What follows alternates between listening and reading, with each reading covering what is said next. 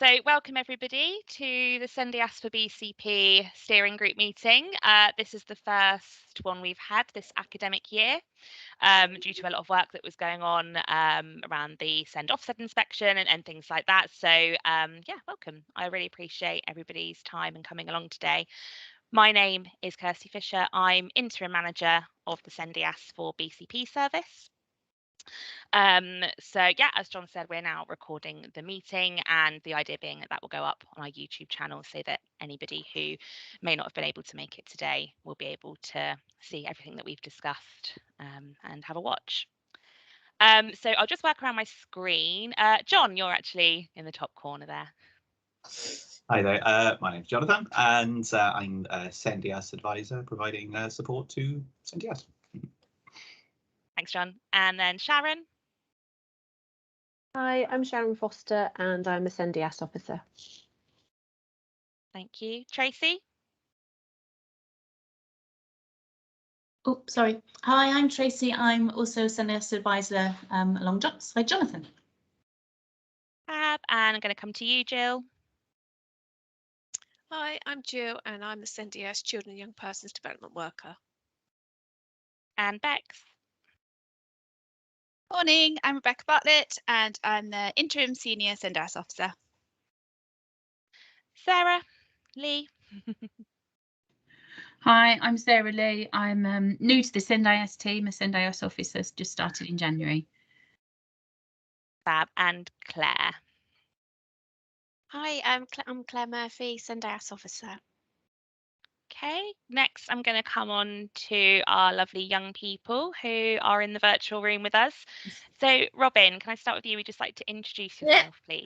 Hi, my name's Robin. I'm an ex-WARAC student and I now am working with obviously SENDiass to do a lot of filming and just have fun. So yeah. Thank you, Robin. Joseph, would you like to introduce yourself? Yeah, hi, I'm Joseph and I'm currently a SWARAC student. Yeah, and Joseph has been working with us as well on some of our project work, which we'll come on to tell you all about. And I can see that Scott has joined us, who is another one of our young people. Scott, if you are happy to, you can introduce yourself either through talking through the mic or using the chat function, whichever you prefer.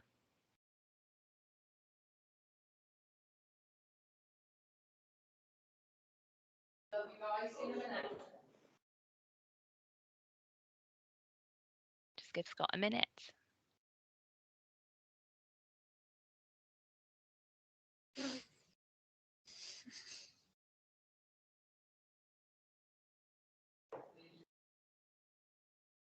Okay, it may be that Scott is still typing or perhaps doesn't feel comfortable yet, so that's fine. We will move on, no problem. Marion, I'm going to come to you next, please.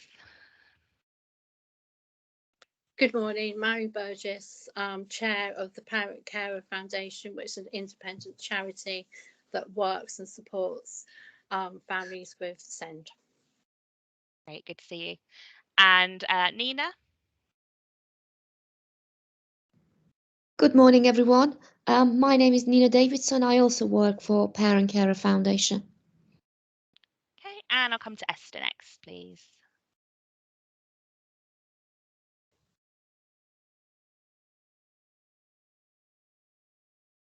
Are you there, Esther?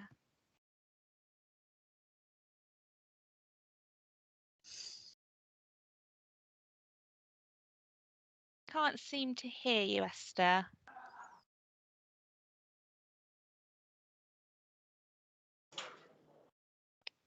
Okay, I don't know if there's a technical issue there. It says Esther is in the meeting, but I can't hear her. But Esther is here to represent parent carers together today, the Parent Carer Forum.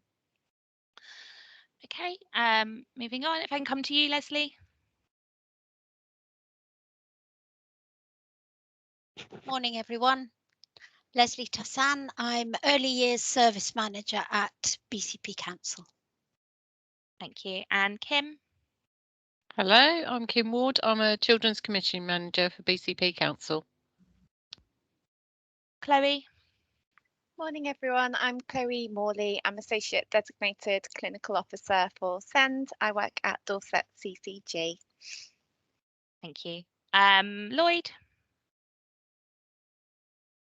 Good morning, everyone. My name is Lloyd Perry. I'm the Head of Student Inclusion and Support at Bournemouth and Poole College. So many of you will have known my colleague Lois Knight, and Lois left the organisation at the end of January.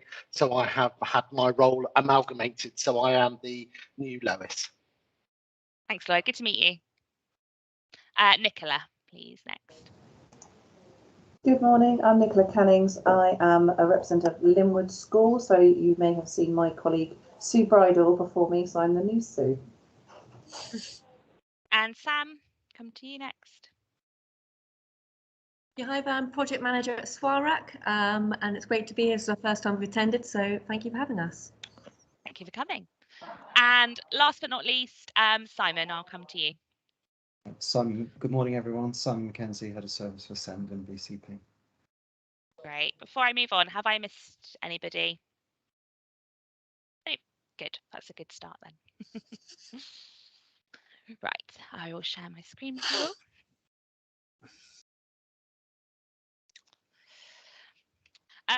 So you should have all received a copy of the agenda prior to this meeting, but I just think I'll take a second just to kind of run through it in case anybody hasn't had an opportunity to look at it. So the first part of the meeting today was the welcome and introductions part of the meeting that we've just covered.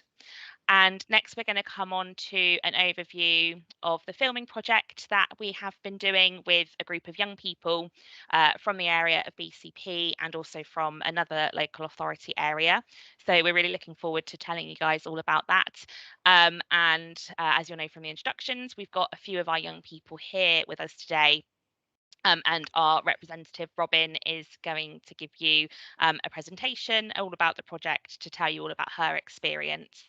And then we'll hear some feedback from Jo and Scott, who are also in the meeting today, but have prepared some feedback ahead of time. So I will share that with you all.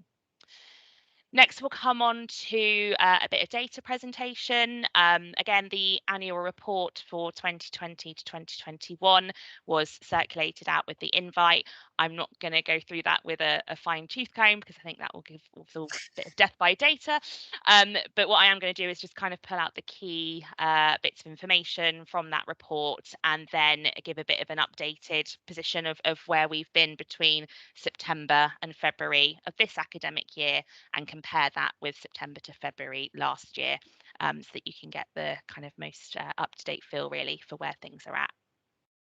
I have slightly adapted the agenda since it was sent out. I've decided to factor in, if we've got time, just a quick break, just to have a break from the screen, grab a cuppa, whatever people need to do, because it is quite a long meeting today. When we come back from the break, I will be providing everybody with an update on our Parent Carer Champion project and the progress of that so far and what direction that's travelling in the future. And then we'll have some time at the end for any other business or any questions that anybody has. I do appreciate that as we go through this morning, there may be questions that people have along the way. If that is the case, please could you just use the hands up function or the chat function to ask your question, and then John will interrupt me and stop me and let me know when there's a question. Because I can't see you all on my screen as I'm presenting. And then, yeah, with the aim to closing the meeting at 12 o'clock.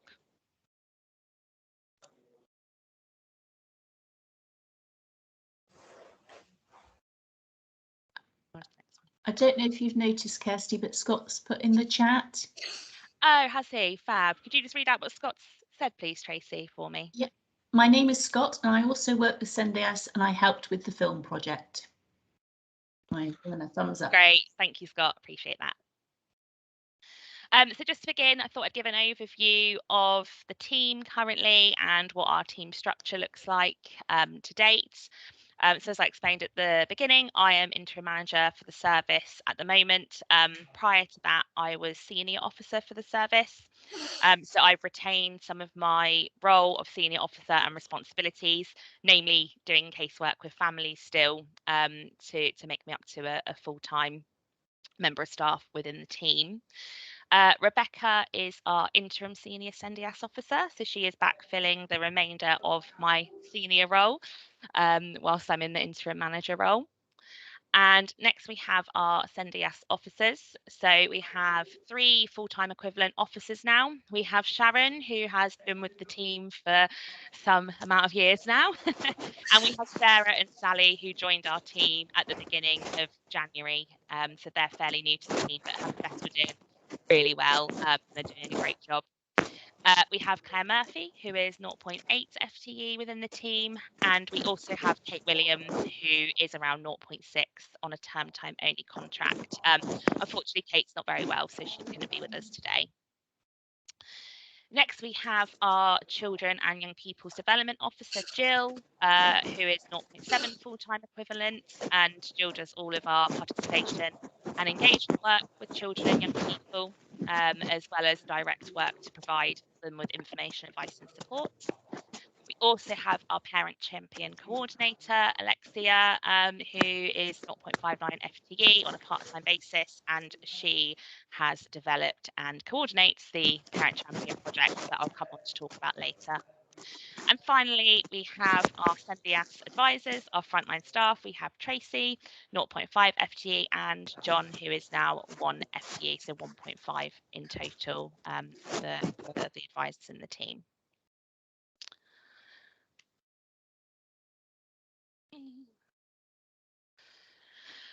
So, as I said, really excited to tell you all today about the kind of big piece of work that we've been doing really over the last several months. So kind of way back last year, our service and the SENDiass service for Bath and North East Somerset put in a joint bid in the hopes of being able to secure some grant funding that would be delivered through the Information, Advice and Support programme. And that's a programme that's funded by the Department for Education and led by the Council for Disabled Children. And we were awarded a contract, thankfully, which set us the task of co-producing some short films with a group of children and young people with SEND. And that really was the brief. It might sound quite vague at first, but that was done purposely because when we put in the joint bid, we made it really clear that we wanted kind of co-production to be at the kind of heart of the project, if you like. And we wanted our young people, our groups of young people, to completely decide what they wanted the films to look like, what topics they wanted them to cover, what companies they wanted to use. So really kind of starting from the ground and building it up, really. So we managed to kind of establish groups both in BCP and the Bath and North East Somerset area and join forces thanks to technology and many virtual meetings via Zoom and Teams and whatnot. And following kind of a number of meetings over a period of quite a few months, it was quite hard work for all our young people and a lot of time that they dedicated. So really thankful for that. They decided that they would like to produce the following films. So the first film that the young people decided that they would like to see covered is how to ask for help if you are struggling at school, whether that be academically, socially, emotionally. Who do you go to? How do you get that help? How do you take that first step to try and get some more support? And the group produced as a kind of dramatisation. So we commissioned a company in Christchurch, a production company, to be able to kind of pull that together and hire in some actors to be able to play that out. And you know, some of our young people featured in that film as well. So we were fortunate enough to use the premises of a local secondary school in BCP over the half-term week and go on and film that. So that was really good fun. It was a long day, but it was good. The second film that our young people decided that they wanted to make was in the form of a poem. So what we took the steps to do there was commission a professional poet to come and carry out a couple of workshops with our group of young people. And again, it really started from the ground up. It was, okay, what do you want people to know in this poem? What message do we want it to give? And the group collectively decided that they wanted it to be about their lived experience.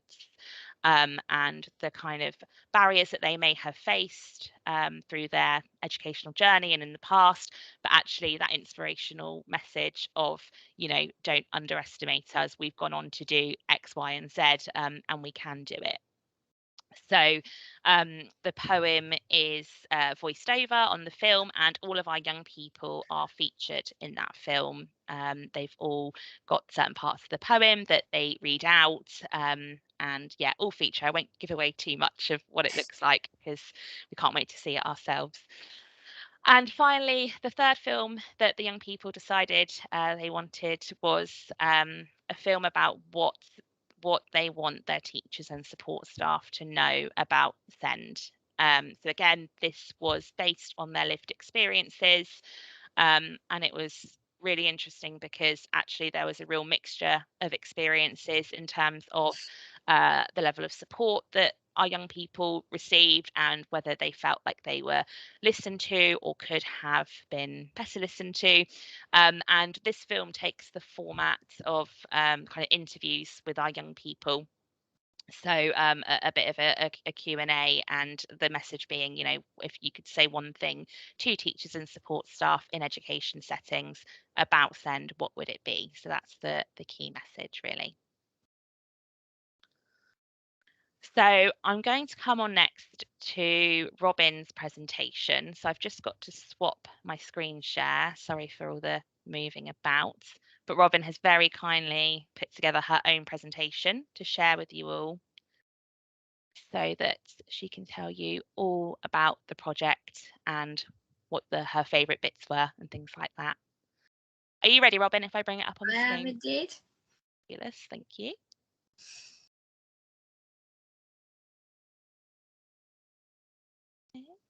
Do you want me to go ahead or? I'll go on to the next slide and then you've got some prompts. There you go. Over to you, Robin. Right. Good morning. As I was saying, this is the project which we got up to in the past few weeks. The bit I most enjoyed was filming at Branded Studios when we got to go into a projection screen room and we had like different projections screened onto our faces and stuff. So I enjoyed mostly being in front of cameras as well as obviously being the centre of attention. The thing that I wanted to improve was bringing both groups together instead of having one group set out at a time. So that would have been good fun. We got to have two different companies join us, which was mainly Branded, but Blue Light Creation joined us as well. Unfortunately, Sally couldn't be with us because I think she was unwell or something. Becky was a lot of fun, even though she was a bit strict on what angles to do and stuff. What was it, up or down? I mainly enjoyed working with Branded at St Edward's School and the studio that they gave us. The second part of the project was meeting my favourite photographer, which was Alan Duncurley, and he accidentally managed to spill coffee all down him, but oh well. He made the role, which basically he played a teacher in the second film.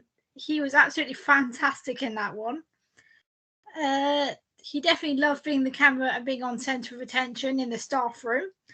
I also loved making new friends during the project, which included Jazz, Charlotte and Paddy, as well as Will and Daniel, and also four of our main people from the Somerset group, which was Summer, Scott, Oliver and Michael.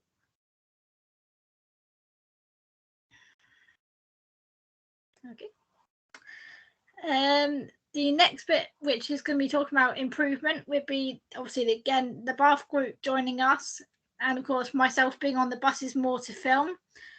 I enjoyed it because I had to drag two of the supervisors out of the office to do filming first thing in the morning, which was not easy.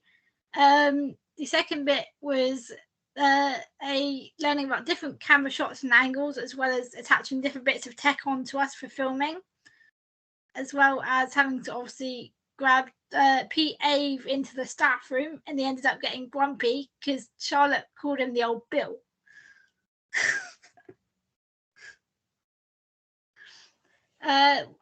This is what I've learned from the project. Basically, to not be scared when it comes to talking in front of cameras or to get things off your chest. How to do different camera angle walks and shots. Just being you and not basically hiding yourself from things. Making new friends was easier than I first thought. As I was saying, don't do an Allen and spill coffee.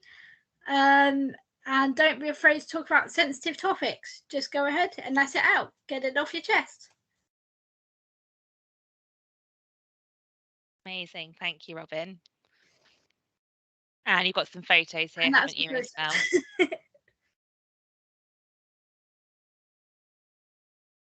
So, yeah, Lovely. thank you very much. I'll bring up the write-up that you prepared as well, Robin. Would you like to read it out, or would you like us to ask people to... Do you want to ask people to look at it, or just read through it? Yeah, that's absolutely fine. So my writing might not be perfect, so sorry, guys. Here's some more of Robin's feedback. I'll give everyone a minute to read through that.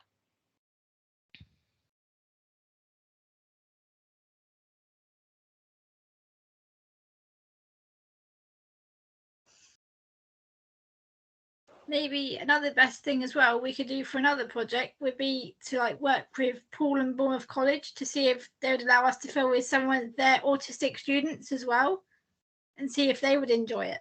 So yeah. I know you said you're really interested in that, aren't you, Robin? Linking up with other schools and colleges and training providers in the area to get more young people on board. So yeah, that's definitely something we can look into.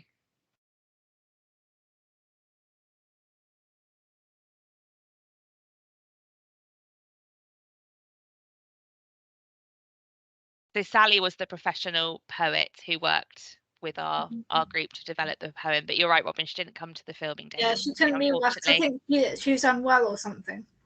I know she's eagerly awaiting the first cuts of the films.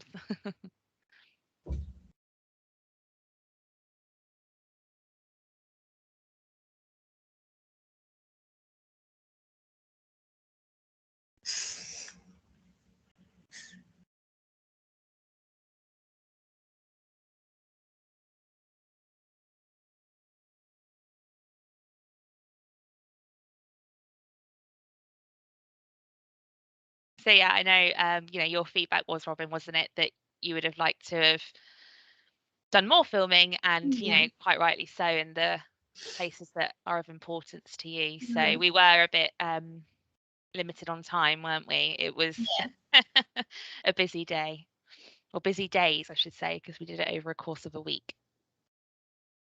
The best thing I did was when I was in Poole College, we went out to Lansdowne College to do a freshers fair, and that would be quite good to show it to show our films to them when they do freshers events, and also open days as well.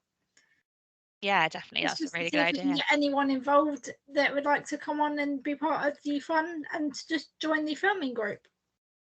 Yeah, definitely. Love it, Robin. Okay, I hope everyone's had a chance to read that. I will go back to my original presentation now. Oh, thank you, Marion. I've just seen your message pop up. Marion says, great work done by all the young people. Well done.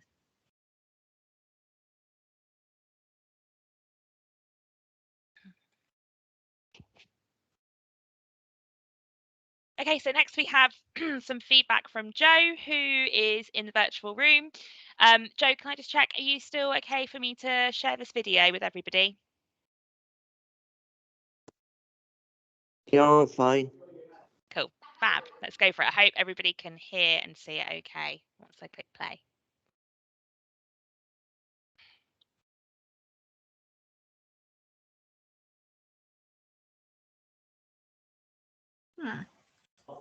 Sorry, Kirsty, we don't have any sound at the moment. When you were sharing the screen, you need at the top to click the share computer sound. Oh, do I? Do I need to stop sharing and go back and do So, it yeah. again then? Oh, sorry guys, I make you all dizzy. You're welcome, Leslie, by the way. Yeah, I've got that on now. Let's try again. Thanks, Robin. And it's filming, Joe. Is that better? So could you tell us what made you want to get involved with the film project? Film project is to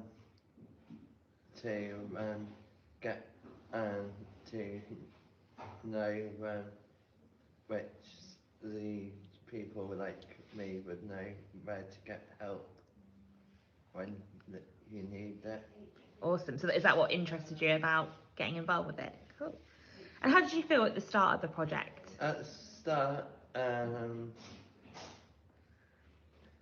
felt nervous to start with, and then I got used to it when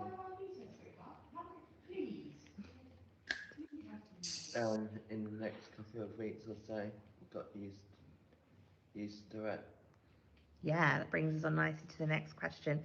How do you feel now? We've finished the filming. You've done all your scenes. So how do you feel now? How do I feel now? Probably quite proud. Yeah, I imagine. It's been hard work, hasn't it? Bit hard work. It feel like some of us got our voices heard. Amazing, because yeah, that is the last question. Do you feel like you've been listened to and that you've been involved with this process? Definitely, yes. Good, amazing, thank you. Anything else you want to say? No. Cool, I'll stop there then, thank you. And Thank you, Joe, for allowing us to share that with everybody. It was really important to us that we got all the young people's feedback because this is the first time we've ever carried out a project as kind of big as this, really. So it was important to us to know that, you know, whether they all felt listened to or not. The last piece of feedback we have is from Scott, who is in the meeting with us today. And I'm just going to read out the parts that the answers that Scott gave. So here is a photo of Scott, which he's given permission for everybody to see. So we asked Scott the same questions. What made him want to get involved with the project? And Scott told us that he likes animation and films and thought that it would be fun to do. We asked Scott how he felt at the start of the project, and he told us that he felt anxious and worried because he had never been on a camera filming and he wasn't quite sure what to expect. And whilst we were at the stage of filming, we asked Scott, you know, how he felt then towards the end of the project. And Scott said that he still felt very anxious, but that it went okay, and as he was able to do the filming at home. And does Scott feel like he was listened to and involved with the process? And Scott told us, yes, I do feel I was listened to and that my ideas were used, and so I felt a part of the process. So huge well done to all of our young people that took part, and I'm so grateful for you attending today and sharing all your thoughts with everybody here. So thank you guys. So what's next in terms of the film project? We are due to receive the first edits of all 3 films over the next kind of 2 to 3 weeks.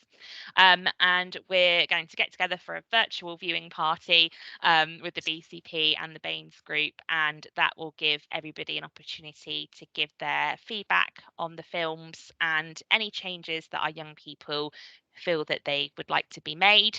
Our production companies will go back and make those changes and bring out a second draft. So we're hoping that the final versions of the films will be ready for release by the end of March, if not the very beginning of April. As Robin quite rightly said, I do think one of the things that could have been improved about the project, I totally agree with you, Robin, was that we didn't have an opportunity to actually meet in person with the group in Baines due to the time limits that we had, the geographical restrictions, you know, the logistics of travelling. It just wasn't possible for us to do that during the filming process. However, we are extremely eager to put together a little film premiere for the young people, and to find somewhere where the group from both areas can come together, actually meet each other in person, and yeah, just celebrate all their work really on the films. We're also fortunate enough to have some resources left over in the contracts that we were given. So we are considering whether it may be possible for us to make a fourth film. I know that some people already involved in the project have expressed an interest in doing that, and it's something that we very much like to take forward as well. In terms of that, it will be for myself and the manager of Baines to decide when will be the best timing to do that, because some of our young people are due to sit exams and things like that. But it's certainly not something we are ruling out and would very much like to do. So I'm going to hand over now to Jill, who's our Children and Young People Development Officer, who has played a huge role in this project, but also continues to do all the other pieces of work around how we're trying to increase participation and engagement of children and young people with SEND. So Jill, over to you. Hi, morning. So this is going to be a bit boring, I suppose, but yeah, I'll keep it quite brief. Yeah, it has been a brilliant project with the young people, and we're hoping that they will stick together as a participation group, and we're hoping that maybe one or two of them might like to sort of perhaps deliver the films to different settings. That might be another thing going forward. The other thing we've been working on is our website.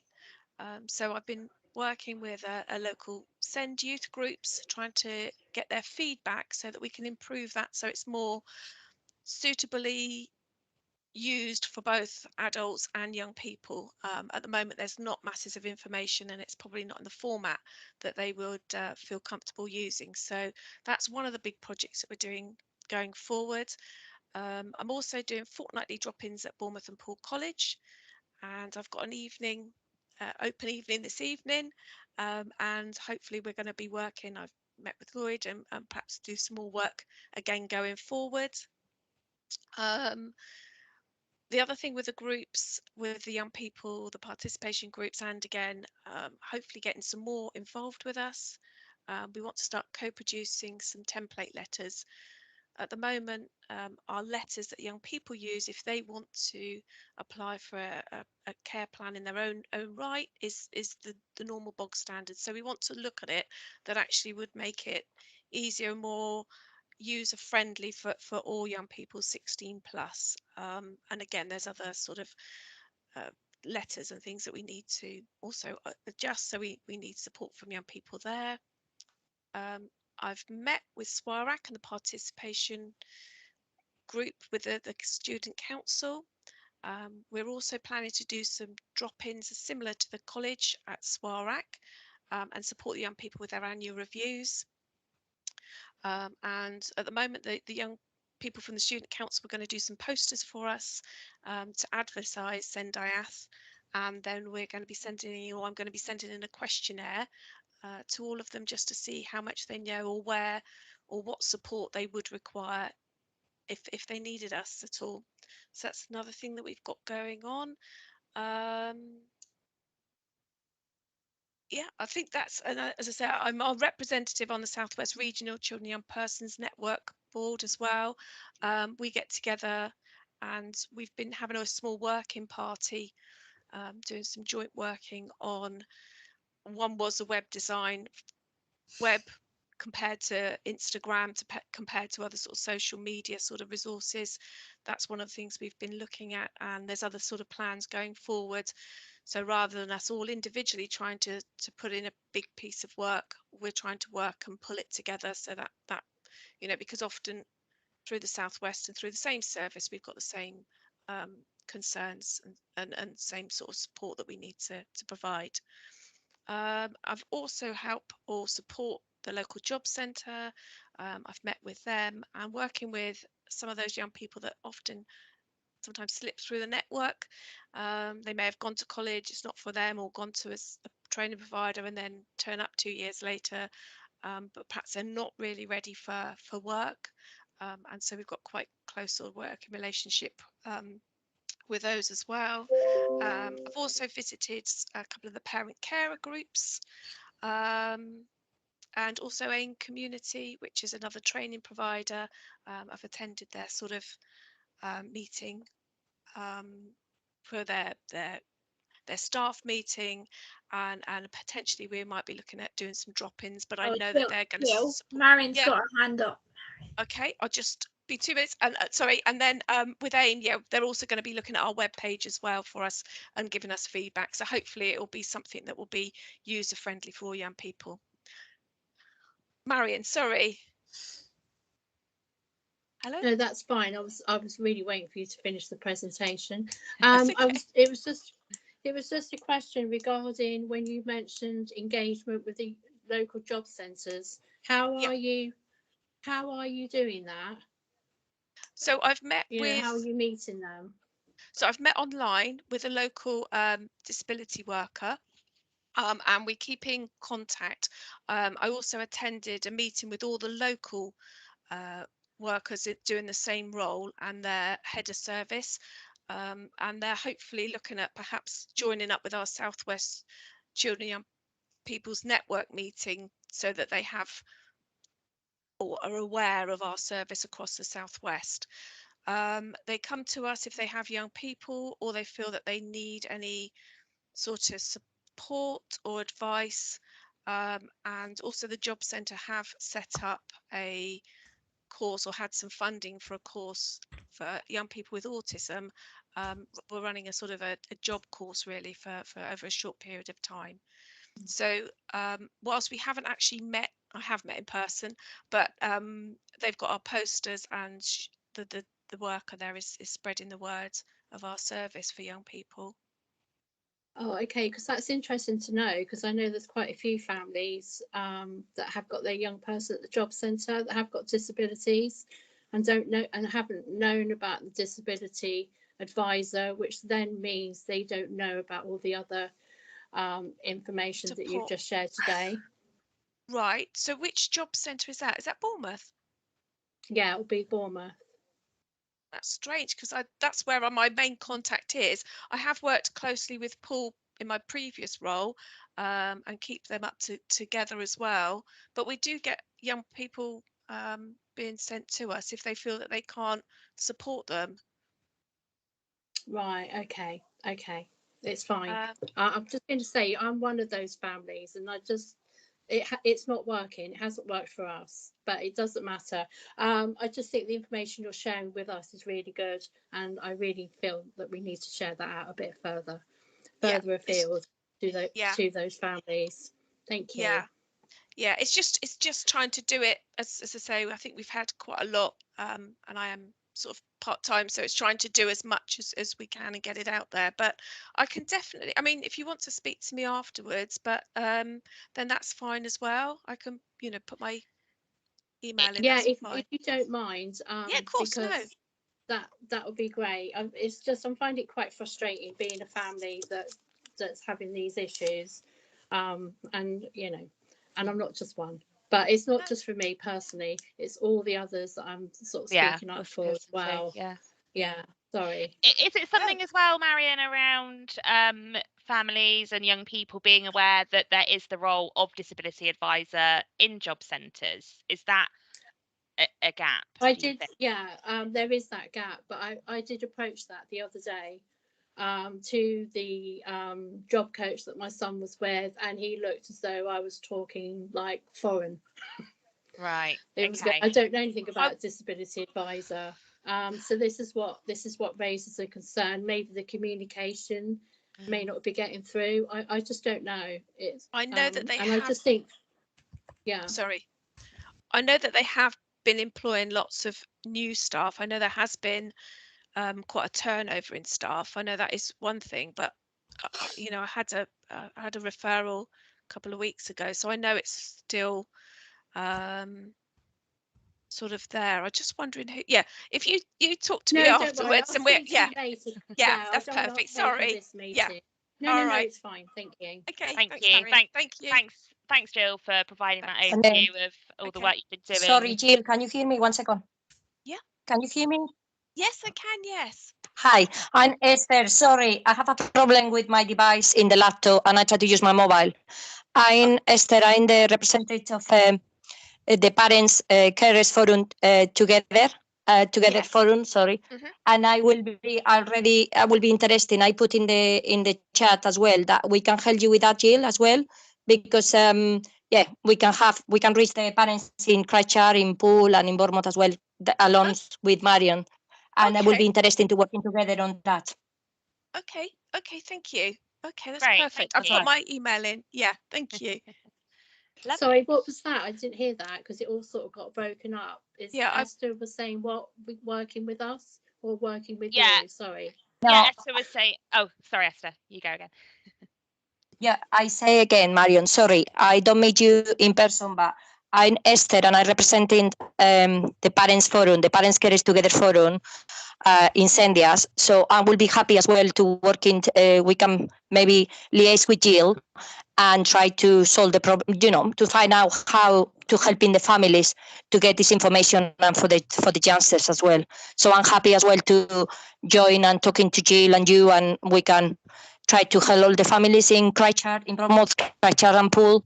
I know you are only for Bournemouth, but I'm talking for other parents in the other areas as well, because it's important. No, we as cover, we are areas everybody. as well other than Bournemouth. Sorry, Esther. Yeah, that's fine. We'll catch up. Okay, thank you. Great, thank you.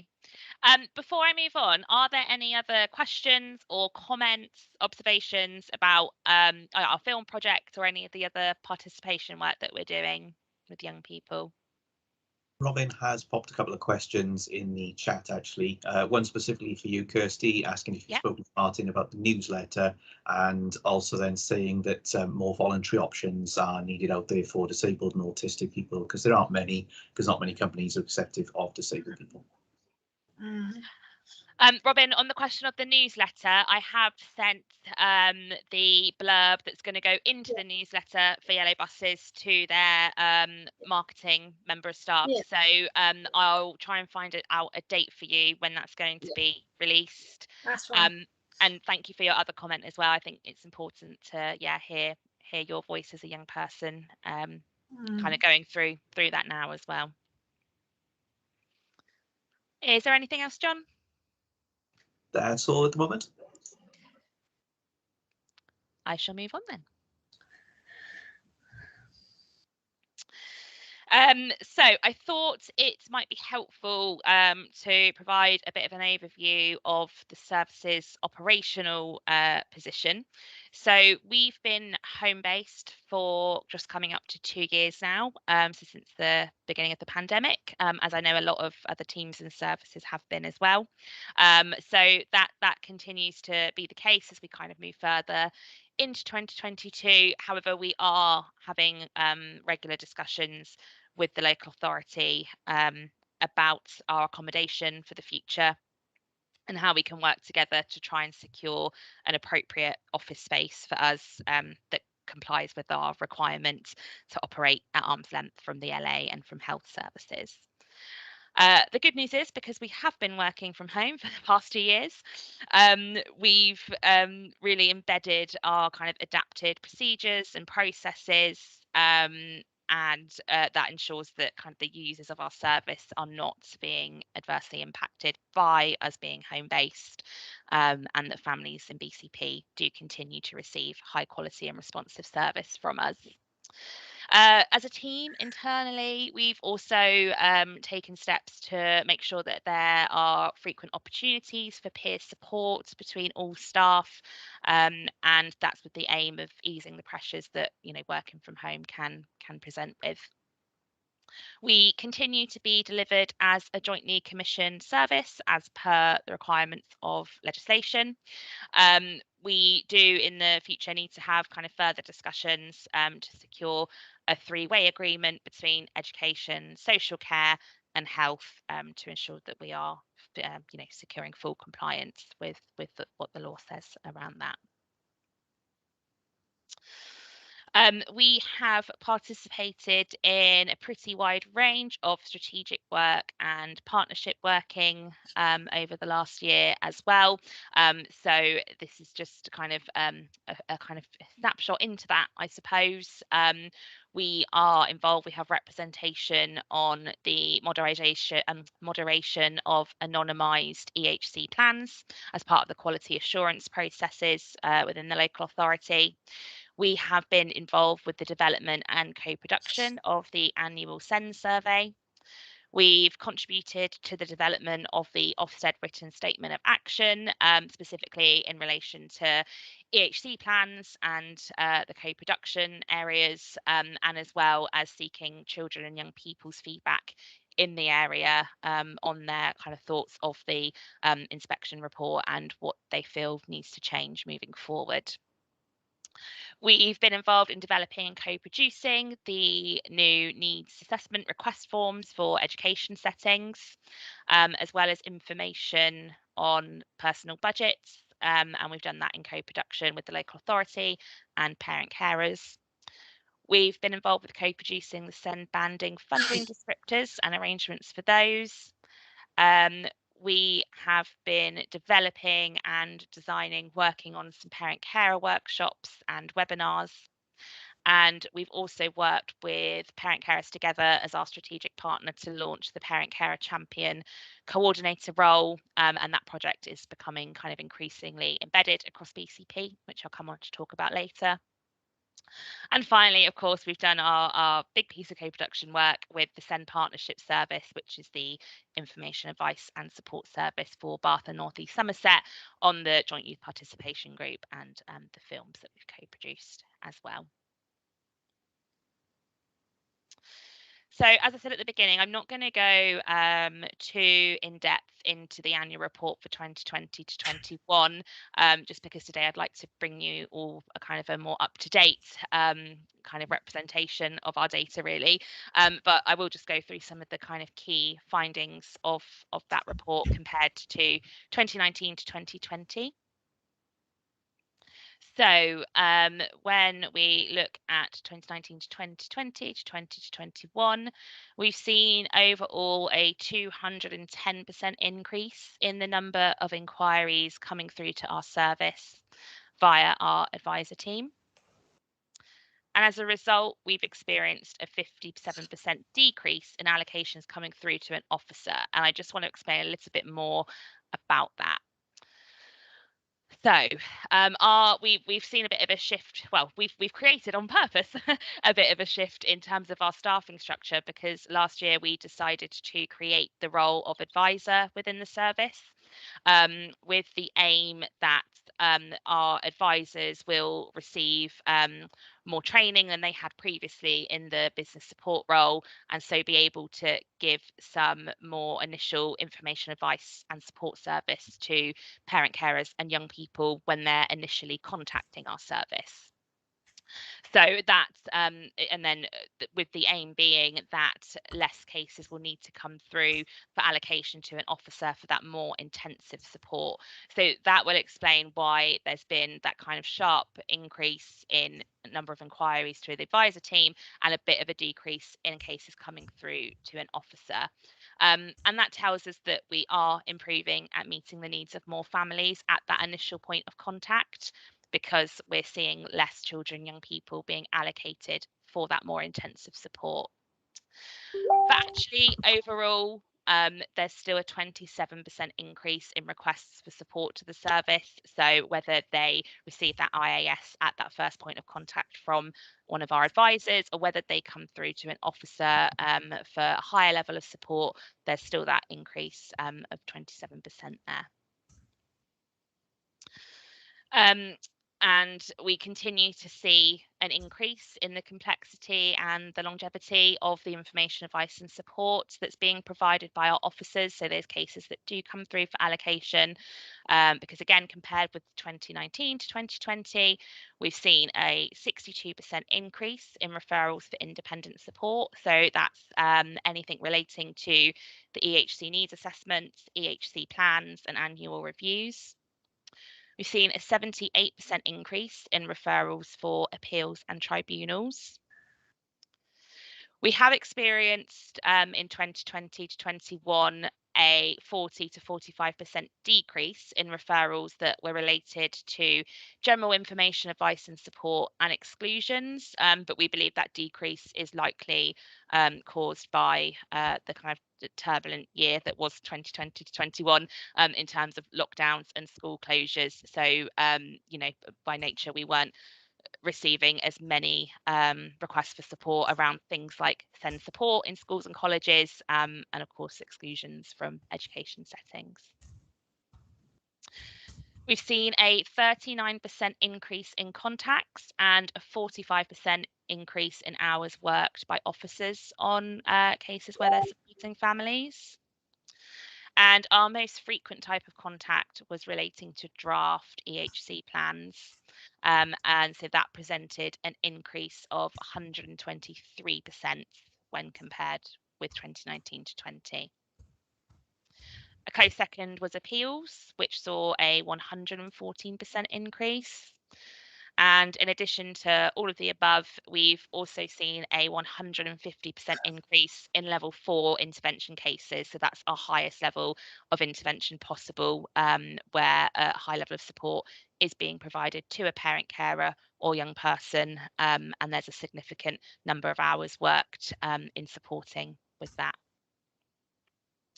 And we've also had a 361% increase in referrals related to health and a 112% increase in referrals related to social care when compared with 2019 to 2020. So again, a really significant increase.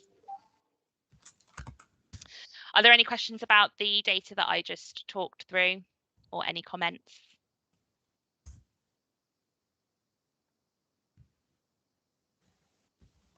No? Okay. Oh, I've got a question. Oh, sorry. Yeah.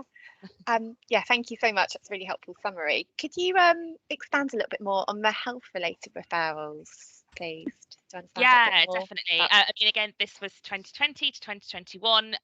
So a vast majority of the inquiries around health were likely to be related to COVID restrictions, but also the kind of wider impacts of those. So things like waiting times, increasing difficulties in getting initial referrals when the schools were closed, and things like that. But as well as that, you know, again, I suppose it is still the wider impacts. Perhaps the impacts that's had on service delivery. So, for example, CAMS is a health service that we receive quite a lot of kind of queries about and, you know, concerns at times, again, because of waiting times or where parent carers feel like there is perhaps a lack of intervention or long waiting times between appointments and things like that. So that tends to be kind of what they're kind of relating to. Okay, thank you. No worries. Anyone else before I move on? Oh, Esther has a hand up. Esther. Can you hear me? Sorry. Yes, I can hear you. Fine, thank you, Christy. Really good. Thank you for all the report. I will only want to ask, can you stand in a little bit when you say about the EHC plant? The increase has been 123% comparing with the 2019 and 20. Due to the parents, they've been, because of the COVID, because the schools have not been supporting the parents. So what is they taking, or why happened? If you don't mind to extending that for me, thank you. Yeah, no problem. We and any officers from the team, of course, do kind of chip in if I you know, if I miss anything with relation to this, but we tend to find that it's more about the kind of quality of the draft EHC plans, or perhaps not necessarily at the first stage. You know, I think parent carers and of course young people, understandably so, would like information, advice about what they should expect to be included in a draft EHCP. What does a good EHCP look like? Is this what I can expect? So quite a lot of times the contact is, please can you kind of just help me to check through it. Other times it is kind of relating to quality, and that perhaps parent carers are concerned that it's not an accurate reflection of their child or young person. Or, other cases, it can just be because actually they've been through that EHC needs assessment process. We may have been supporting them since the beginning of that and perhaps even further back. And actually it's, they've got their draft EHCP. Let's just support with, making sure that that's all okay and they're happy with it and it going through to that stage of being finalised. So it varies really, but I think it's fair to say that increase that has come from that kind of quality, really. Yeah, I agree with you, because we pass on to you a lot of parents with that question that they asking us, and we found the increase of that, but also about the schools, because the schools saying that they don't have enough resources to do starting the initial AHC plan, and the parents are complaining to us. They say that's not acceptable because the child is been in September and we are in March. They have enough evidence. And I think that's as well, you probably see that as well, is something that we need to mention, because the parents are sending home with, no, you need to do yourself, you need to do yourself. And that we are having as well increase in the parents forum. We hear so much about that. So that I want to raise that voice because it's important. Yeah, thank you. Yeah, and I haven't included about placement on this presentation, but there should be some data in our annual report that relates to that. We wouldn't record discussions or IAS around placement or the consultation process under this draft EHCP topic, but we do capture that data as well. Thanks. We've also got a few questions and comments raised in the chat. Kim, firstly, she has asked if we've got the health data in more detail, and she's also interested to understand what type of referrals relate to the increases in the age ranges 0 to 4 years and 16 to 18 years. Marion has said that those concerns were raised through the COVID meetings with Simon last year. Robin has also said that the EHCP should be started as soon as diagnosis comes up, and suggests, Esther, that perhaps it's time to speak to the government to get more resources out.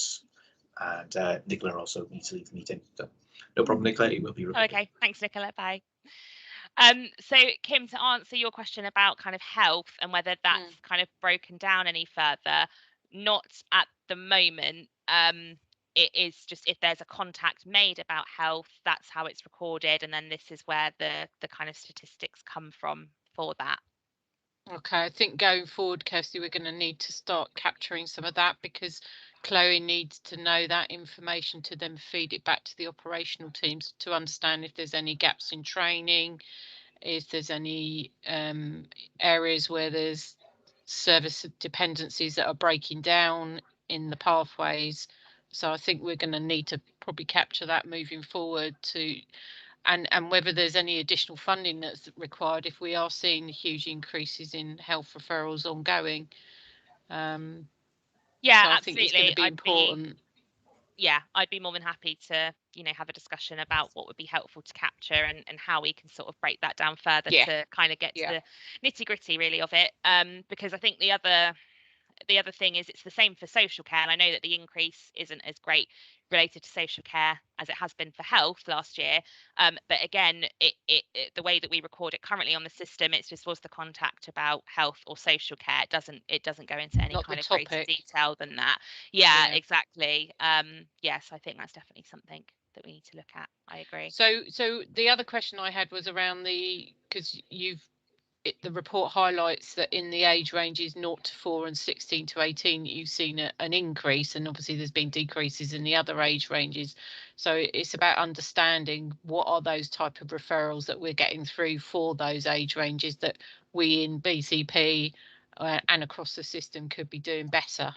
I'm suspecting 16 to 18 is around the transition agenda, in which case we need to feed that into our preparing for adulthood pathways and the teams that support those children. Yeah, absolutely, and that's not something that I'd included in this year's annual report or in the data shared today, but that is something that I could easily identify. Brilliant. So we got that. We can extrapolate that. Yeah, Brilliant. yeah, absolutely. Okay, thank you. Thank you. Sorry, John, was there another question from somebody in the chat that you'd said? No, that was everything covered off there. There were just a few comments. Leslie was actually just raising the same question that you were, just as you were saying about social care as well, wanting to know the details behind that too. Yeah, thank you. Okay, so I'll come on to present the data that's the kind of more up-to-date side of things, really. So for the purposes of the data that you'll see kind of coming up next, this is from September to February this year, and then compared with last year, so 21 to 22 compared with 20 to 21. And these are the types of data that I'll be talking through and explaining. So this slide shows you the number of contacts and the total number of hours worked by an officer. So we can see that between September and February of last year and this year, there's been overall a very slight decrease in the total number of contacts. However, interestingly, there's been a very similar amount of increase in the total number of work hours. So again, that kind of relates back to what I was saying earlier in terms of whilst there may be less kind of families coming through for support from an officer, that kind of increase in the longevity and the hours of support that's needed to families continues to kind of increase. And this slide will show you the number of referrals from September to Feb last year compared to this year. So as I say earlier, the introduction of the advisor role means that we have seen a 97% increase in the total number of inquiries that have come through that haven't always needed to go on to be allocated to an officer for support. So again, that means that there is a slight decrease in the total of allocated numbers of cases, but that's because those families' needs had been met by that first point of contact given by the advisors. So we've seen a 17% decrease again in general information, advice and support inquiries compared to the same time frame last year. We have seen a 44% increase in exclusions. Again, that may be attributed to the fact that 2021, September 2020 even, there were still recoveries from school closures and things like that. There's been a slight deduction in inquiries for independent support and EHC plans, but we can see there a 32% increase around appeals and tribunals. And then we come on to referrals by intervention level. So again, we've got that 97% increase in the number of inquiries we've received overall. And as a result of that, our level 1 cases have dramatically dropped because the IAS that John and Tracy, as our advisor team, provides to families tends to be at that level 1 kind of standpoint. So it's unlikely that we will have cases coming through for allocation at a level 1, although there are still some that are occurring. We've seen a slight rise in cases coming through referral for level 2. And a slight deduction in level 3, and actually level 4, when compared with the same time frame last year, almost a 50% decrease there. And then we come on to referrals by age, and as you can see, that's stayed fairly consistent when compared with the same time frame as last year, slightly less in the early years stage, but it's pretty similar across the board, really. So in some ways that's good because it is staying consistent. In other ways, we would like to see increases in kind of perhaps the harder to reach age groups, because 5 to 15, so compulsory school age, that continues to be our most kind of common age group that we are supporting with. So it's about kind of reaching those other age groups and providing support to them as well. And this tells you the number of referrals that have remained open at the end of the period. I've done that on a month by month basis. So you can see that last year and this year, kind of between September and sort of December sort of time, we had quite a few more cases open this year than we did this time last year.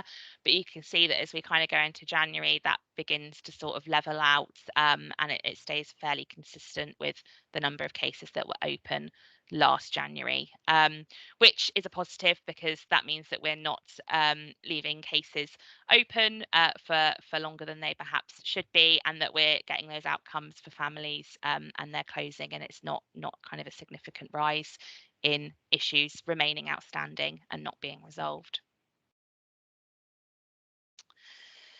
So what does that data tell us? So the number of families coming through for allocated support, so as a referral, has decreased. And it's essential to note that that is due to the steps we've taken to improve our service delivery to try and better meet the needs of families by providing more initial information, advice and support, and at a better, higher quality at that first point of contact, so that they are empowered with the information that they're provided, and they're able to go away and take the steps that they need to resolve an issue they're having or a concern they may have without any further support from us. However, when considering the overall request for support, the data does demonstrate that inquiries and self-referrals have grown by over 25%. And inquiries coming through to our advice line and service email address compared to last year have increased by over 200%.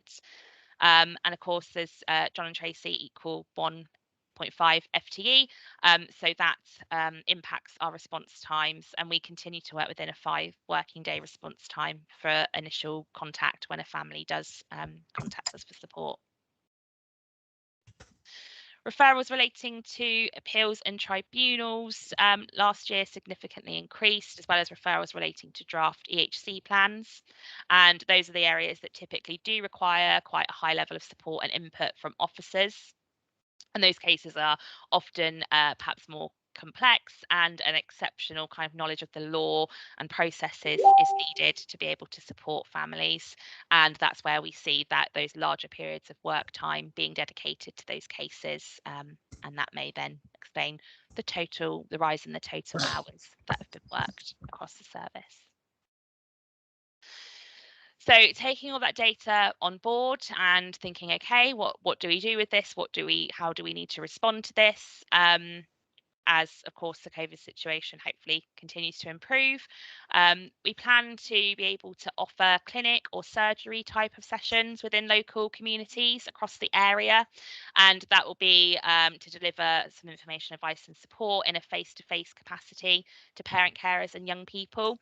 That is something that we had started to do pre-pandemic, and we were particularly delivering sessions at the Somerford Family Hub to kind of reach those families in the Christchurch area who were new to the BCP conurbation.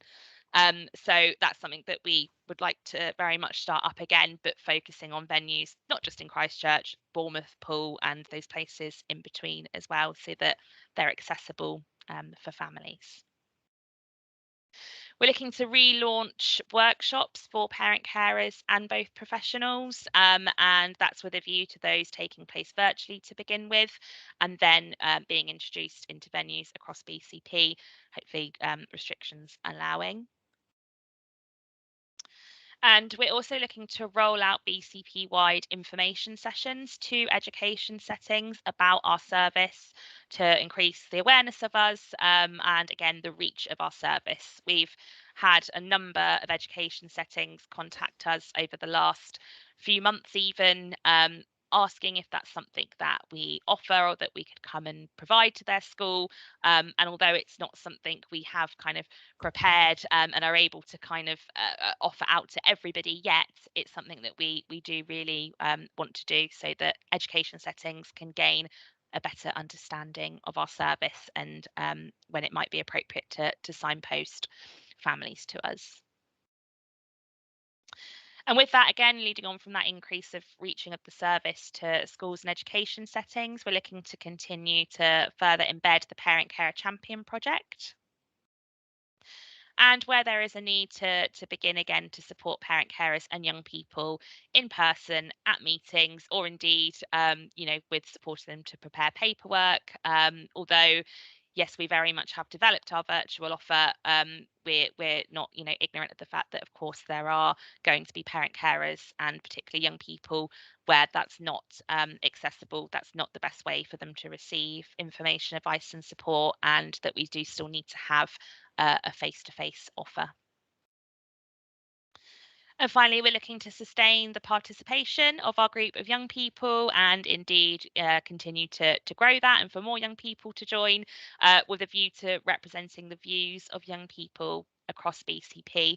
And that will be in terms of the monitoring governance of our service, but also other pieces of work going on across the LA and CCG.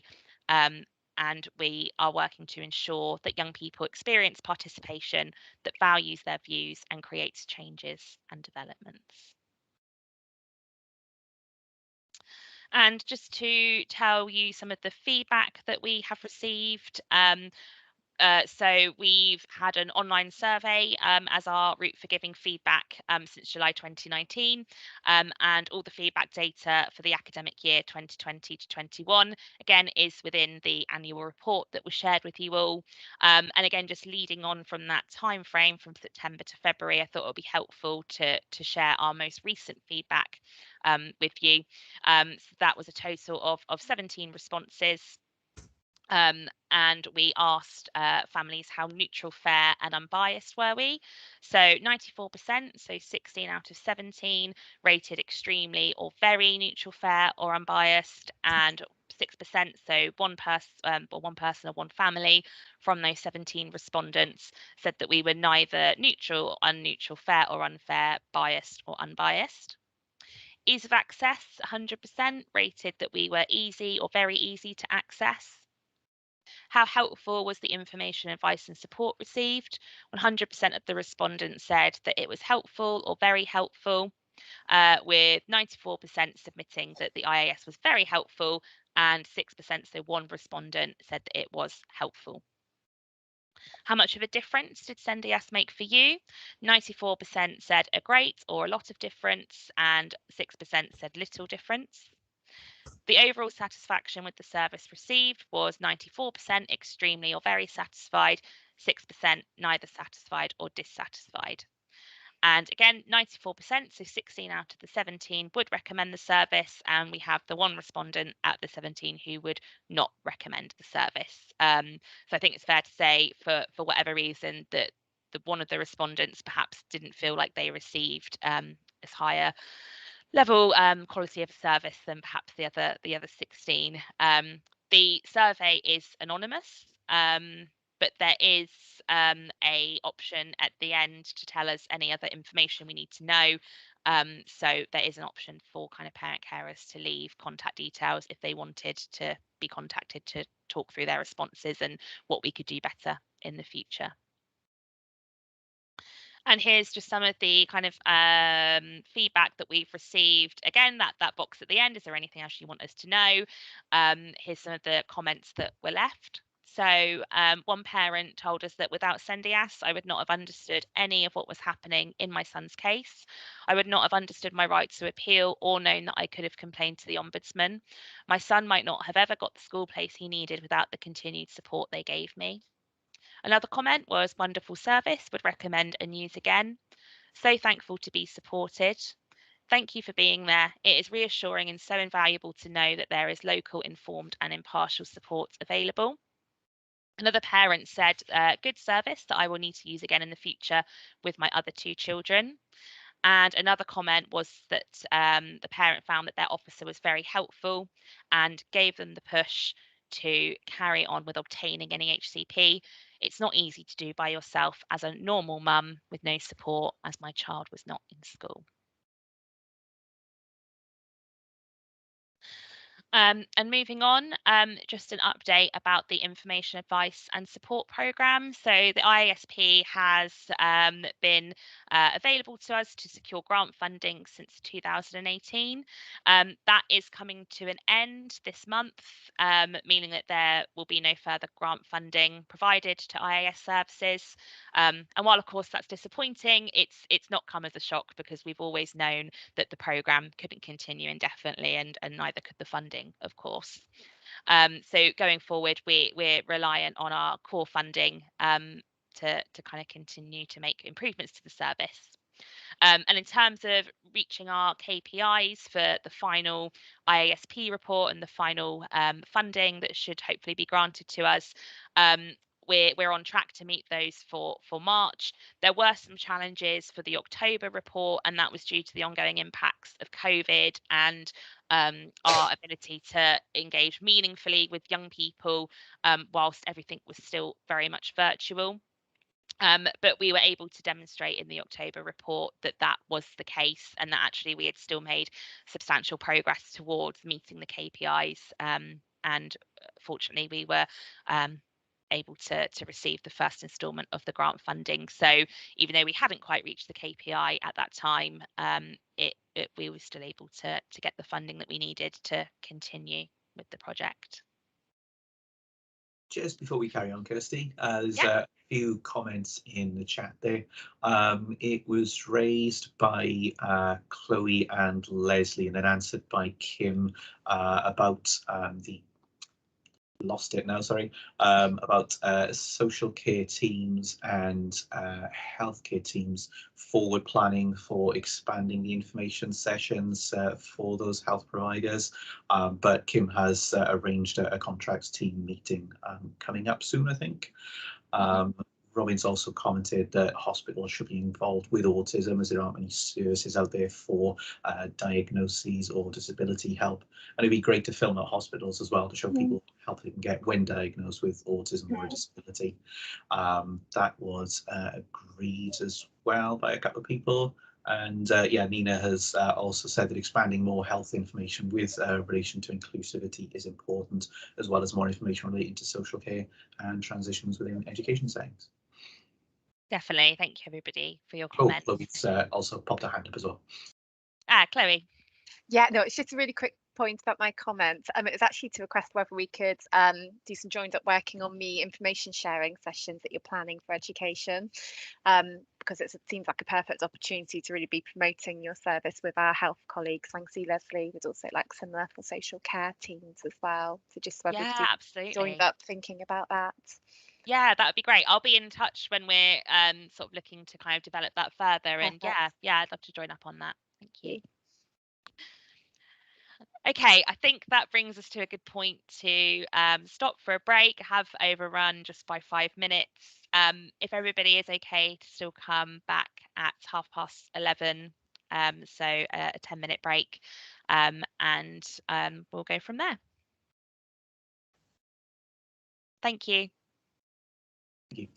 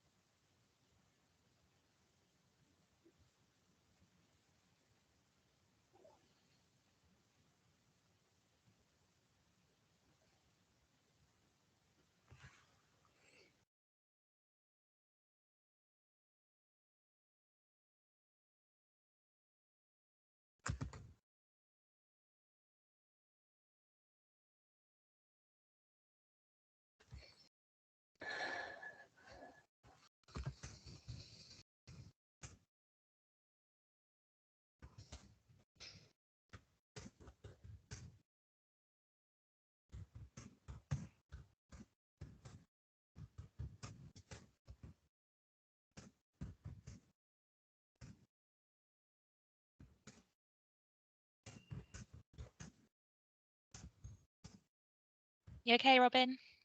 Yeah, sorry. I just came out of nowhere then, didn't I? Yeah. I had to stop sharing my screen because I realised I wouldn't be able to see when everyone's back. Just be talking to Oh, myself. Esther's just said something to me. Give me a minute. She said, could I ask you if you'd like to join the PCT Forum coffee morning on Tuesday the 29th at 10 AM at Tesco? Cool. It said she'd also like to have me as to talk about the experience with the film project and share views in education, health and care. So yeah, that would be great. That's something you'd be interested in, Robin? Definitely. Fab. Sorry, go on, Jill. No, I was going to say, would it be good if we got the films out first, Esther, and then she could share one of the films? Yeah, that's fine. She can come in and give the view. I thought that it would be great because it's our first coffee morning I will be running, and I would like to hear her voice with other parents because sometimes I somehow a child with she's autistic as well and all that. It's so refreshing to hear someone like like Robin to talk passionate about her experiences, and I think it's a learning curve for us as a parents, also for other parents, not only the ones that we are running the forum, also the people that they come in, because they will see, oh, my child one day can be like that.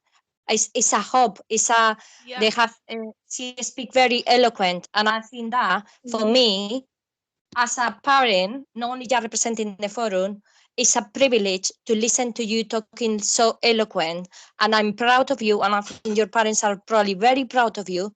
Well done. Carry what you're doing. Spread your voice, because we need to learn as a parents, as a specialist, and for everyone, because until you have a child or you are a child with a disability, you don't have a clue what is life. And I think it's important, and it's so refreshing, and I thanks Kirsty and all the team to be involved with that, because it's really refreshing, and thank you. So if you want to join us the 29th, fantastic. If you want to wait until they finish out and come in after, welcome. You have my email, I put in there.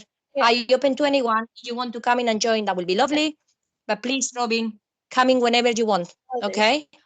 Maybe Thank would you. it be good Thank to, you. Robin, would it be good to meet with perhaps Esther online on another meeting? And sort of, would that be good? And then we can just sort of organise what it is, because in the nicest possible way, I don't want Robin to be set up for something that I want it to be a positive experiences. We're not trying to be protective, but I wouldn't want anything to knock her down because she's brilliant. And also, definitely, Jill, definitely. So maybe we can meet together and just have a quick chat what that would look like and what you need to do. And is that okay? Perfect. My email's in the chat as well. Okay, Esther. Cheers. Marion, did you want Thank to come in? Sorry, Marion. Yeah, I was just thinking regarding the filmings that we've seen today. As you probably all know, we have got that parent carer conference coming up on the 24th of March. Is there a possibility? Would it be ready to show even one? Oh, I hope so. I mean, maybe the one that we're looking at on Thursday, Jill, the dramatisation might be, because that's the first one that's edited, isn't it? So yeah, I really like that idea, Marion, actually. No, I thought, because obviously you could say that you could send it over to Sarah, because Sarah is like setting it all up, etc. So I was just wondering, I just thought it would be just nice for, as we say, as Esther was saying regarding the coffee mornings. I just thought that would be nice for parents to have a look at. If it's possible, don't worry if it's not. Yeah, Would we speak to Branded? Branded shown both of them tonight? Are they doing just one? They must be doing Thursday. Sorry, yeah, Thursday. I've got open night tonight. Sorry. Yeah, they doing both of them. I think it is both of them. So fingers crossed. That's the first sort of shout, isn't it? Ready. Yeah. Yeah, certainly if they are ready to go, and as long as the group are happy for us to share them, I'm sure they will be. Yeah, that's a good idea. I'll send them on to Sarah. Thank you. No problem. Oh, actually, sorry, I'm just going to have to say I'm probably going to have to go in the next 5 minutes. I do apologise. Okay, All no right. worries. That's Thank fine. you. Thank you for coming. You can always Thank watch you. the end of the recording. Yeah. Or if Nina's still here, of course, she can Yeah, feedback. bye-bye. So, yeah. Bye. Bye. Thank you, Marion. Bye. Not sure if we're still waiting for some people to come back or if they've just still got cameras off, but I'll wait a few more minutes. As I was saying to Esther, I used to do coffee mornings with Swarek from Macmillan, so I'm quite used to doing the coffee mornings. Brilliant, brilliant. You're going to be so busy, I Robin. We've got so many Oh. other things planned for you. Your feet are not going to touch the ground. You know that, don't you? Yeah. Just don't spill your coffee, Robin. Yeah. Yeah, whatever you do. Yeah. Or call somebody by the wrong name. Yeah. Like Bill. That's fine. I'm used to it. Don't worry, Robin. I always do because I Spanish. I always say the name wrongly. So apologize if anyone don't understand me. And as well, I will try to speak slowly so you can that's get fine. used to with my accent. I'm used to language barriers, so it's fine.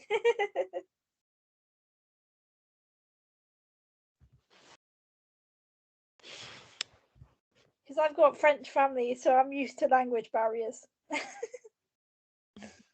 Very good. Thank you. Oh, Nina's put her hand up. Thank you, Robin. Nina? It's nothing to do. I'm just about to say, Esther, at least your Spanish is better than, as your English is better than my Spanish. So please don't say that. Thank you. It's so refreshing. Thank you so much. I try to because I'm very passionate, like Robin. When I'm passionate and I start I'm going faster and faster, and it's so difficult. And I have a meeting, so I apologize if I've been talking fast, but I try to thinking carefully on all this meeting. And my device is not working. I don't know why. So I get to my mobile. I don't know. So anyway, I'm It's so not happy just to your join the. device. Sorry to say, it's not just your device. Sorry, everyone. You can't see me. I can't get the camera to work. I tried. So my apologies to you all. Thank you, Nina. It happens.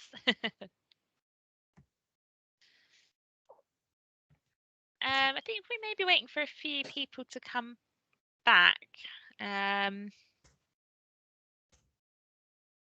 I might make a restart soon, just because I'm mindful of time and I know how valuable that is for everybody. I don't want to overrun. So I think I'll go back and finish up the presentation, and hopefully others will kind of join. As I was saying with the filming, it'd be great to film in the healthcare settings as well, because people with us, there's not many services out there for us. So we need to start filming in healthcare settings like hospitals and stuff to show them like what services there are out there if we need help in future. Yeah, are you thinking about perhaps at the point of a diagnosis or Yeah. assessment for that and kind of Yeah. afterwards? Yeah, I really like that idea. Maybe that's something we can take forward to think about for the fourth film and see what the Yeah. group think. I think we just need more funding, Kirsty, for some more Yeah. films. Yeah, Yeah. we could make a 10 series Yeah. collection of films, I think, couldn't we? Actually, Joseph, speaking of you, would you like to come up to the PCT meeting as well? Because it'd be great to hear from you as well. Is Joseph still in the meeting? I think He may might not have had still to be go. because he might have had to go back to No, college. Joseph's in the chat. Oh, he is. Oh, I know he was meant to leave at 11 o'clock, so I'm going to be in trouble. Yeah, Joe's just commented that the coffee mornings were fun. Nina's also just popped her hand up again. Hi everyone. Just wanted to know, how expensive is the funding for filming? Is it quite a lot of money? Just an interest. It's varied. The cheapest film we've made, if you like, cost wise, I think is coming in at around 6,000. Yeah, but do bear in mind that we have commissioned production companies to work with the young people from the very earliest stages of co-production. So building, you know, mood boards, storyboards, scripts, all of those sorts of things. So that is very much from the start through the production and the post-production phase, the editing and things like that. So I say cautiously, I think we could, you know, make them less expensive in the future, depending on kind of how we did it, and if we knew what we wanted from the very beginning, if that makes sense, and was able to say, you know, right, can we have a film with this and this in it? I think that would kind of save the costs.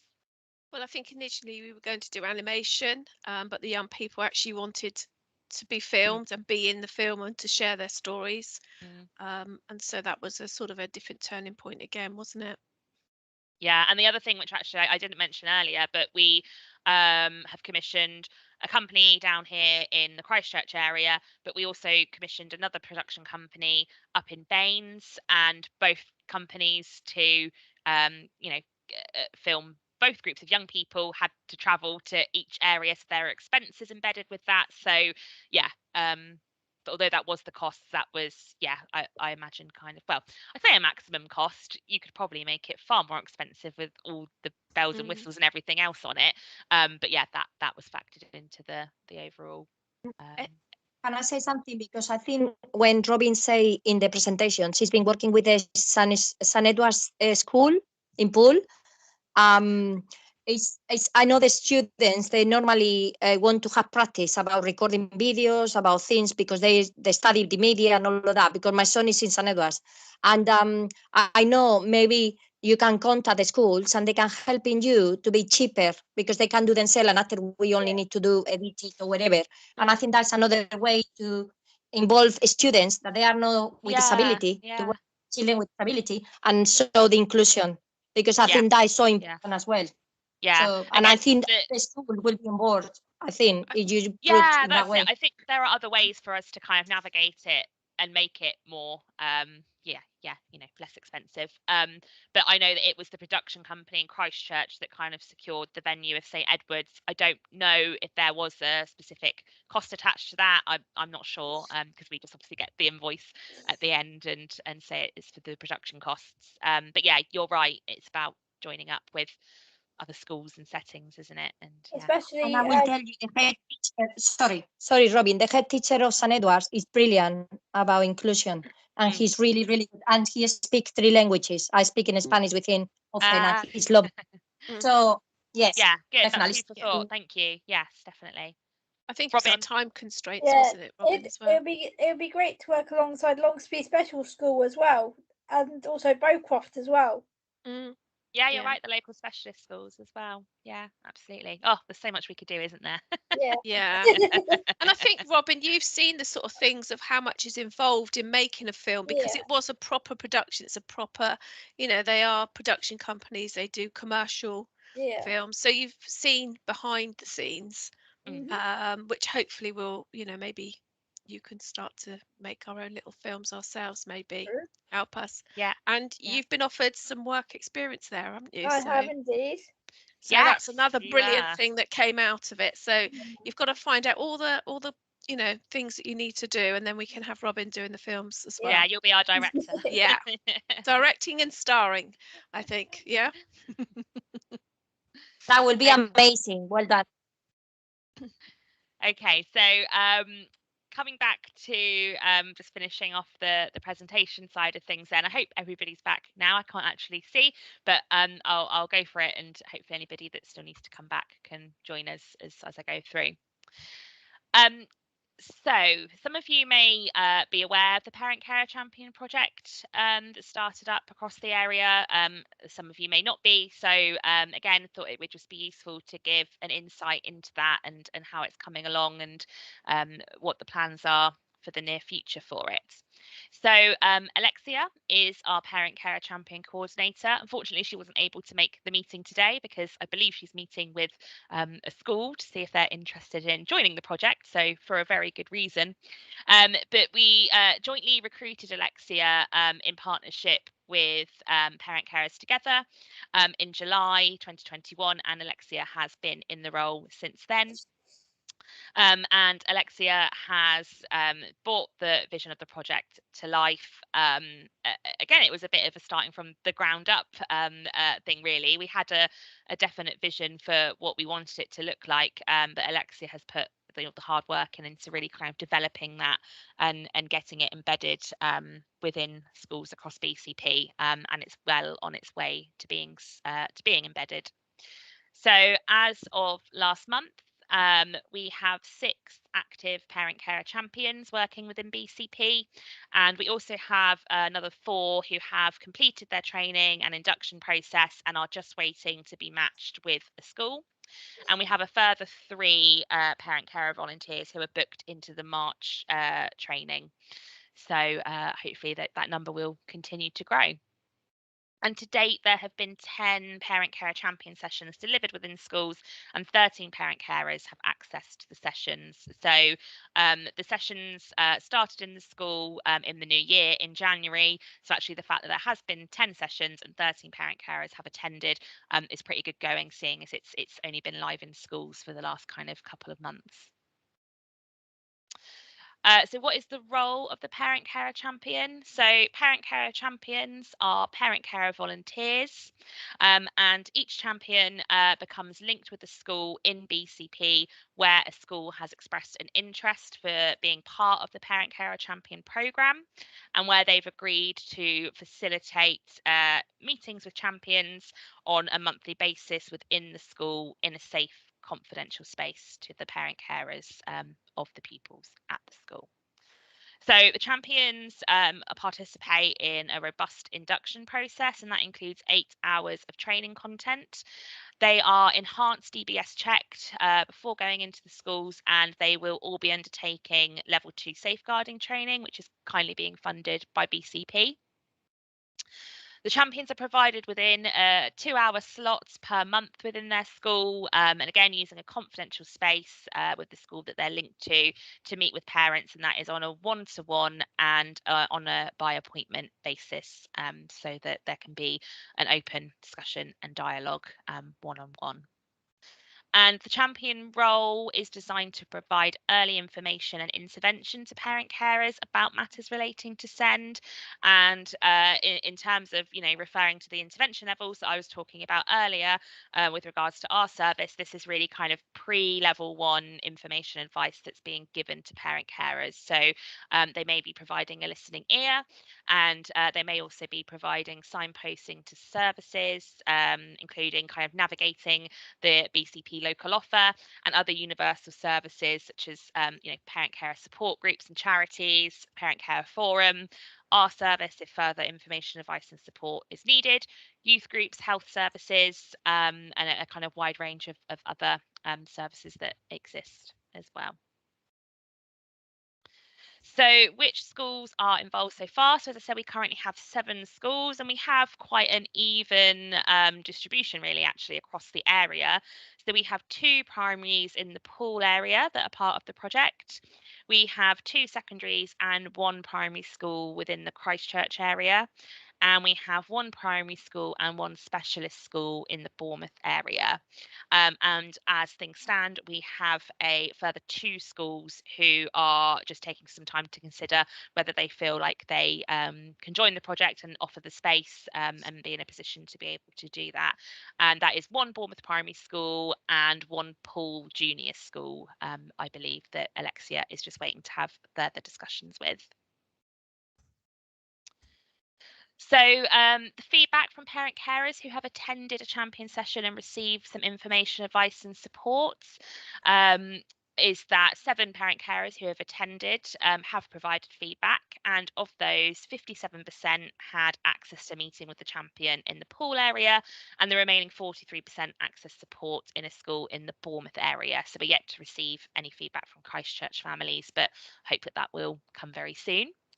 100% said that they found the session helpful, and some additional comments that were gave were that they found out more about websites and people who can help them, that the session was very helpful, and that it was helping them to kind of think of the next steps that they needed to take.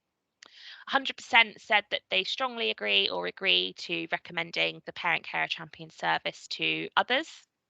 100% received information about accessing local services, 43% received information about accessing national services, 29% were informed about local parent carer support groups, 14% were advised about seeking legal-based information, and 29% were provided support with navigating the BCP Send local offer. And we've also had some feedback from schools, which has been positive. So one of the schools fed back that the parents that have met with their parent carer champion have found it extremely useful. And it's really important to have the options in schools to signpost to other parents that have had difficulty with the SEND process or concerns regarding their child. Another school told us that the session that they had had so far had had very positive feedback and that the parent really engaged with it and commented how they're looking forward to the next session already. And finally, another school told us that the project sounded like a really useful way to engage parents and families, and ensuring right support is in place. They already have a waiting list. And I believe what they said they found helpful was that parents have identified themselves that they need some advice. So they're, empowered to seek that themselves. So what's next for the project? So Alexia continues to work hard to promote the project to schools across the area, with the aim of course, more schools coming forward to express interest and to be linked up with volunteers. Lexia also plans to hold network meetings for the volunteers on a termly basis, with guest speakers coming along, with the aim of increasing and supporting the volunteers' existing knowledge of SEND. All volunteers have booked on to the level 2 safeguarding training, and we're just waiting for them to be in receipt of their enhanced DBS. Lex is going to be writing an annual report on the project for July 2022 to give an overview of the progress that's been made, because it will be a full year since she was in role and since the project began going underway. The parent carer workshops that we as SENDiass are looking to produce, parent carer champions will be very much aware of those and will be given resources such as leaflets, flyers, to be able to promote those to parent carers that they're meeting with. And Lex is also looking to begin to arrange some kind of pop-up events with champions in local areas of BCP. And again, that will be to kind of promote the SEND local offer. Volunteers will be there with tablets so that they can access the local offer and support parent carers with navigating that kind of in real time, if you like. That brings us to the end of the steering group meeting. Interested to know if there are any other questions or comments or any other business that anybody wants to discuss. I'm actually going to stop sharing my screen so that I can see everybody again. Sounds like a good idea, Jill. Okay, so yeah, we just Oh, you're on the chat. Okay, yeah, sorry. I'm with you. Sorry. No, it's okay. Don't say sorry. It's fine. So are there any other questions or observations that anybody had? I would like to ask, you say about 8 schools being involved in Poole and in Bournemouth, not in Christchurch at the moment. Why how, if I can you explain me, how is the selection about you choosing the school? The school, you sending the information to all the school and they only respond 8 of them? Or the parents that they are the champion, that they are in the local school, they are connecting with them? What is the process or the protocol that you do? Because So I will be helpful. We do actually have 3 schools in Christchurch that are signed up. It's just that no sessions have been delivered in the Christchurch schools yet. So we've got 2 secondaries and 1 primary in Christchurch. So I'm not sure without Alexia here to tell me when that is, when a parent champion is due to take place, but they are signed up. So the way that Alexia is promoting it to begin with was reaching out to the schools personally and saying, look, we're developing this project and might you be interested? And that kind of garnered a little bit of interest. But the way that we're, as well as continuing to do that, the way that we're planning to do that now is creating a flyer and a poster. And Alexia is working quite closely with Sarah Rempel as Director of Education, and Sarah is sharing it at things like the head teachers meetings. So we're trying to kind of, expand the way that we are promoting it. if I remember correctly, I don't believe that Alexia has contacted every school individually. I think she went the way that we started the process was Alexia trying to find out from our service and from parent carers together, which schools do you think might be interested? Like, which schools do we think are likely to take up this opportunity? So that was the starting point. And then from there, Alexia has just kind of reached out to more schools, but making sure that there is an even spread, if you like, across all three of the areas. I think it's 10 schools that have been contacted, but have said that for whatever reason they're not able to do it. No, I think it's fantastic. Thank you for explaining that. It's only, I was wondering if, because we have some parents that I think if the school will be involved with Alexa and with this parent champion and doing events in the school, will be open to more parents, because that's what we find with the parents in the forum. They find difficult because the school don't want to talk about, they don't want to send. And I think if we come in from different angle and we support you, because we are want to support that a special project that we do, with you, yes, I think it's important that we get most possibility to other schools by coming from you, not from us. They will be open to, so they can listen better about how they can support parents and children. And so I have a lot of, we can have a meeting after or another we have time. a lot of ideas. Yeah, absolutely. And what we're hoping will happen as more sessions do take place and there's more feedback from parent carers and from the schools and, word of mouth and all of those sorts of things, we do hope that more schools will, sign up for the opportunity, really. And we're just sort of focusing on schools for now, but we have had discussions about expanding that into early years and post-16 settings. But that's obviously kind of a wider piece of work that we need to work through. Thank you, Christy. Thank you, Esther. You might be having to wipe that. Okay. Anything else from anybody? Any other business? Just quickly, I just need to have a word with Rebecca. Oh, okay. Yeah, can we just do that afterwards, Scott? Should we? Yeah. Is that? I'll give you a call after. If just wondering if you can do it somewhere this afternoon, because my parents needed to speak with you about something. No worries, Scott. I'll give you a call after. And I'll catch up with you a bit later as well, Scott. All right? Okay. All right. Thanks, Scott. Thank you. The only question I want to raise, and it's the last one, I promise, is about the additional languages. I already see the report that you've been putting about the children, the schools, everything. But what about, how is your response about additional language? How many parents with additional language are you seeing so far? I see an increase in a Polish speaker, Spanish speaker, Italian speakers. Can you answer that for me, please? Thank you. Yeah, absolutely. That again, that's not something that we capture at the moment in our data, but I think it is something we should definitely do moving forward, because anecdotally, I think it's fair to say that we've seen an increase and we've been accessing, interpreter services more frequently and things like that. So it's something that we're very much aware of in terms of our wider development work too. So I think you spoke to Sarah on our team, hadn't you, Esther, about that? And Sarah's spoken to me and we've done a bit of research into the kind of most frequent languages that are in BCP that aren't English. So as we kind of move forward with reviewing our resources and updating them, we're committed to ensuring that we have got them available in other languages too. Esther, that would be lovely. And I will, sorry.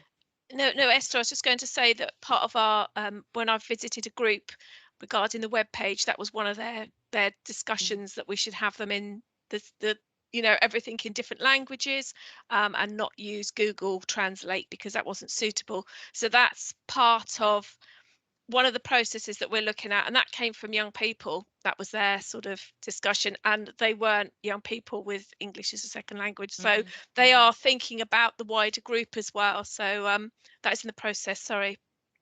Yeah, thank you, Jill. Good point. Yeah. Thanks, Lloyd. Brilliant. I'll see you soon. We'll see you soon. I'll be in touch. Thanks, Lloyd. Good to meet you. I think that brings us to a close anyway, doesn't it? So thank you everybody so much for your time today. I hope it was good to have an insight into what we've been up to, and what our fairly exciting plans I think are for moving forward really. So thank you everybody for your input. Thank you, every one of you, because you've done an amazing job. And I want to say that continue with the hard work, but the good work, and we will working together, no problem. And thank you, and lovely to meet you, Robin, and everyone. Thank you. Thank you, Esther. Nice to meet you. Thank you. Thank you. Thanks, Kim. Thank you. Bye. Bye. Bye. Bye. Thanks, Simon.